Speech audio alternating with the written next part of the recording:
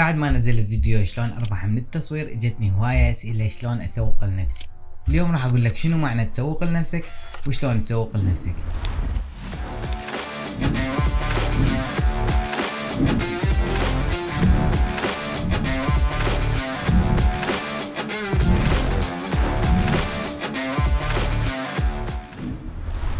سلام، وياكم عبد الملك.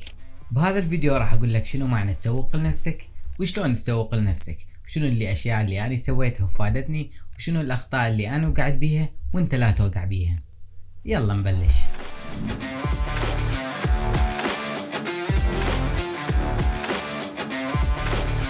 بالبداية لازم نعرف شنو معنى تسوق لنفسك. باختصار هي تعرف الناس عليك وعلى الخدمات اللي تقدمها وشنو الاشياء اللي تجيدها، او بالاحرى شنو الشغلات اللي انت تعرف تسويها مهما كانت. واكو نوعين من هذول الناس اللي يريدون يسوقون لنفسهم. النوع الاول هم اصحاب مهنة او موهبة او مشروع ويريدون يسوقون لهذا الشيء. واكو النوع الثاني اللي هم صناع المحتوى والفلوجر والبلوجر والشخصيات العامة. بعد ما عرفنا شنو معنى اسوق لنفسي، خلينا نبلش بشلون تسوق لنفسك.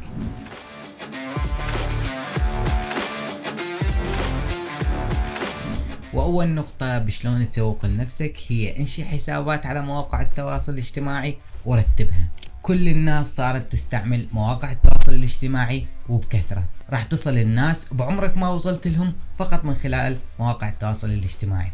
بعد ما سويت حساب لازم يكون الاسم مالتك صريح، يعني مو تروح تخلي لي اسم حمود الايطالي او مريومة ضاغطتهم، خلي يكون اسمك الصريح وخلي يكون اسم بسيط ولطيف. ثاني شغلة لازم تسويها هي انك توحد اليوزرات بكل الحسابات مالتك. هالشي كلش مهم وراح يساعد الناس انه تحفظ اليوزر مالتك. واذا ما تعرف اليوزر مالتك مستخدم لو لا بباقي مواقع التواصل الاجتماعي، اكو هذا الموقع كلش راح يفيدك. تدخل على هذا الموقع وتكتب اليوزر اللي تريده وتدوس بحث، راح يطلع لك بكل حسابات التواصل الاجتماعي اذا كان مستعمل او لا. واكو اشياء لازم ترتبها مثل الهايلايت، والحساب مالتك اذا كنت تنشر بيه اكثر من مجال او اكثر من شغلة مثل ريلز وصور، ويكون حسابك مرتب. لان اول شغلة الناس راح تعرفها عنك هي حسابك، وراح ياخذون نظرة اولى عنك من خلال الحساب.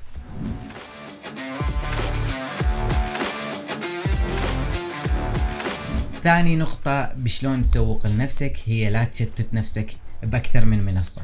اكو بعض المجالات ترهم وبعض المنصات، واكو مجالات ما ترهم. شوف الناس المشهورين بنفس مجالك وين ينشرون اعمالهم وشغلهم، وانشر بنفس المنصة اللي ينشرون بيها، لان راح يختصر عليك وقت وبمكان ما تجرب منصة ترهم ومنصة ما ترهم. فاختصر الوقت وشوف الناس اللي بمجالك وين ينشرون وانشر.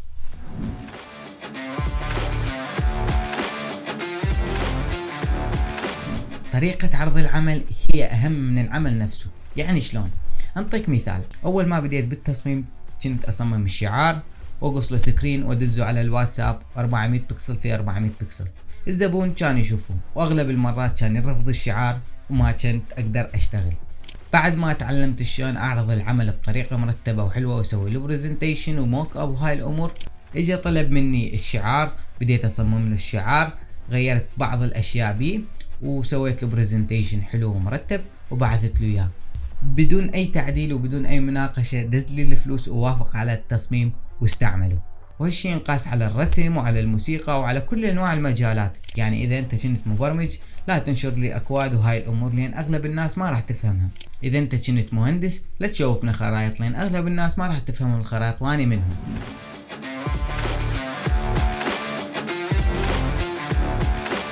رابع نقطة بشلون تسوق لنفسك هي عن طريق صناعة المحتوى. يعني شلون؟ يعني انطيك كمثال، اني جاي انشر محتوى عن التصميم والتصوير. انت لما تشوفني انطي نصايح ومعلومات عن المجال اللي اني بيه راح تقول هذا الشخص فاهم بهذا المجال وهذا الشخص محترف، فاكيد راح تجي انت تشتغل يمي. هالشي ينقاس على كل المجالات مو بس علي. قدم محتوى بنفس المجال اللي انت بيه. اولا راح تربح من خلال صناعة المحتوى، راح تقدر تساعد المجتمع انه يتخلص من المحتوى التافه الموجود وتصنع محتوى ايجابي بالمجتمع. انت لما راح تبدي تصنع محتوى بالمجال اللي انت بيه وتنطي النصايح والخبرات اللي عندك، راح تفرغ مساحة كلش كبيرة من دماغك، والمعلومات اللي انت كنت حافظها وناسيها راح تسترجعها بكل سهولة. وايضا راح يصير عندك مجال انك تتعلم اكثر. وهذا الشي راح يقودنا على النقطة الخامسة اللي هي طور من موهبتك، وش قد ما تقدر تتعلم وطور من الخدمة اللي انت تقدمها.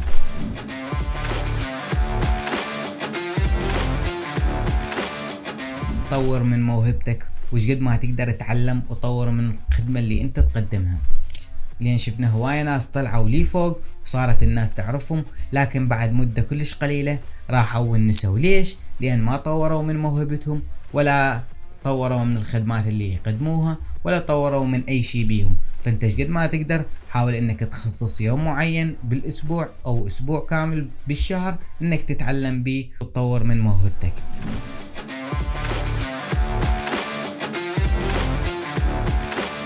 سادس نقطة بشلون تسوق لنفسك، واللي هي اعتبرها الاهم، طور ووسع من دائرة العلاقات مالتك. هالشي كلش كلش كلش راح يفيدك. تصير مؤتمرات احضر، تصير مهرجانات احضر، تصير احتفالات احضر، لان بهاي المهرجانات والاحتفالات راح تلاقي كل اصناف المجتمع، وبهالسهولة راح تصل للاكبر ناس ممكن.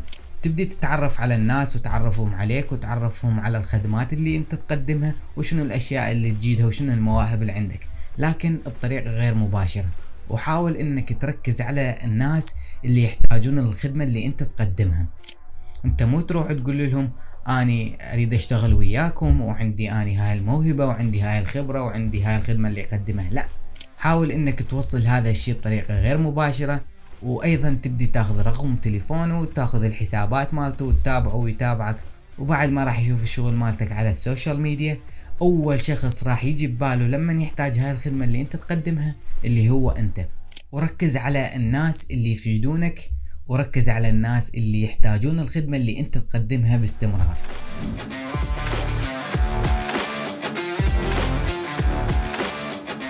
وسابع نقطة بشلون تسوق لنفسك اللي هي تابع منافسينك. تابع منافسينك وشوف شنو الاخطاء الموجودة عندهم وشنو الاشياء النقوصات اللي عندهم، وحاول انك باعمالك انك تتخلص من هاي النقوصات وهاي الاخطاء وما توقع بيها. وايضا راح تشوفهم شلون يتطورون وانت تلحق على نفسك، لان اذا ما تابعتهم وما شفت شلون يتطورون انت راح تكون اسفل السافلين وهم فوق. فشقد ما تقدر تابع منافسينك الموجودين بالسوق وشنو الاشياء اللي يقدمونها، وحاول انك تقدم خدمات افضل منهم. فشقد ما تقدر انك تتعلم وتغذي عيونك وتطور من نفسك. هاي الاشياء والنقاط اللي اعتبرها كلش مهمة بشلون تسوق لنفسك. وبس والله هذه كانت بعض الاشياء اللي انا تعلمتها واللي وقعت بيها. كان وياكم عبد الملك جاسم، ونشوفكم بفيديو جديد.